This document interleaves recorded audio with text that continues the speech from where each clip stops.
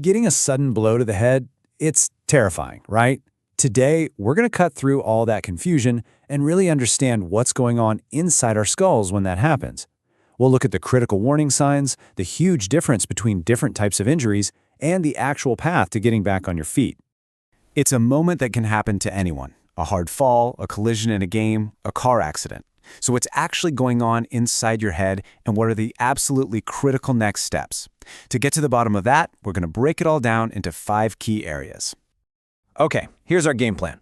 First, we're starting with the most urgent info, how to spot a life-threatening emergency. Then we'll clear up the massive difference between a concussion and a brain bleed. They are not the same thing. From there, we'll see what happens at the hospital, look at the road to recovery, and finally, we'll talk about prevention and how these injuries affect the entire family. All right, let's dive right into the most important part first, knowing when a head injury is a full-blown, life-threatening emergency. Recognizing these signs and acting fast, it can literally make all the difference. Okay, this is so important. If you see any of these signs after a hit to the head, it is a medical emergency. Don't second guess it, call 911 immediately.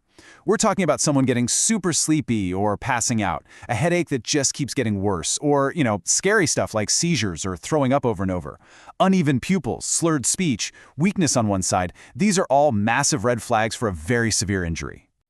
So while you're waiting for help to arrive, there are some really critical things you can do. First, check the basics. Are they breathing? But the absolute golden rule here is to stabilize the head and neck. You have to assume there's a spinal injury, which means do not move them. Now, if they start to vomit, you have to carefully roll their entire body as one single unit onto their side. This keeps the spine aligned and stops them from choking. And just as important is what you shouldn't do. Seriously, this stuff is critical.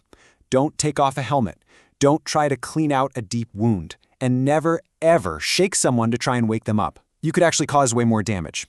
Just wait for the professionals. Okay, now we're getting to the real heart of understanding these injuries. We all throw around the word concussion, but it is so important to know how different it is from something way more dangerous, a brain bleed. The best way to think about it, it's like a software glitch versus a catastrophic hardware failure.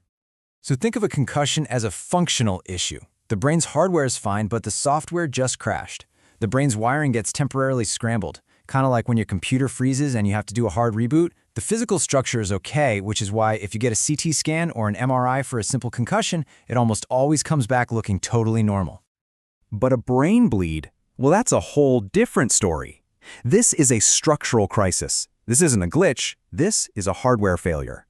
A blood vessel has actually ruptured and blood is pooling inside the skull. Now, your skull can't expand, so this creates a ton of pressure, literally crushing the brain and cutting off oxygen to brain cells. This is a life or death situation that needs immediate aggressive treatment. So let's just put it side by side to make it super clear. A concussion is a functional glitch, a computer reboot. A brain bleed is a structural crisis, a hardware leak. Getting this difference is absolutely everything. Okay, so you've made it to the hospital. What happens now?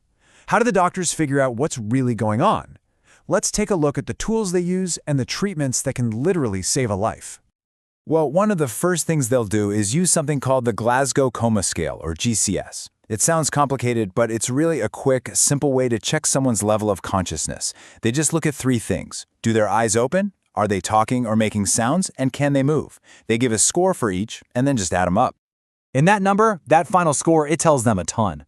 A score of 8 or less, that's a huge red flag for a really severe brain injury. It basically tells the entire medical team right away just how serious the situation is. Now, if they do confirm a brain bleed, the clock is ticking. The goals are super clear and urgent. First, stop the bleeding. Second, you have to relieve that dangerous pressure inside the skull, which often means emergency surgery. Then, it's all about managing symptoms with medications and monitoring them incredibly closely in the ICU. Every single second counts. All right, so once that immediate danger is over, what's next? Let's talk about the path to recovery. It's a really important process, especially after a concussion, and it follows a very careful, step-by-step approach. For most people, a concussion clears up pretty fast. We're talking maybe 2 weeks for an adult, a little longer for kids, maybe up to a month. But for about 10 to 20% of people, those symptoms just don't go away. They can hang on for months or even longer. That's what's known as post-concussion syndrome. And this is huge, especially for athletes, the return to sport protocol. You can't just rush back into the game. That's how you risk a second, even worse injury. It's a gradual process. You start with just some light activity, like walking. And you can only move to the next step if you go a full 24 hours with zero symptoms. It's a slow, careful climb, and you absolutely need a doctor's okay before you get back to full contact. Okay, for our last section, let's zoom out a bit. How do we stop these things from happening in the first place? And what about the ripple effect these injuries have on the people around the person who got hurt? Because it's about way more than just the patient.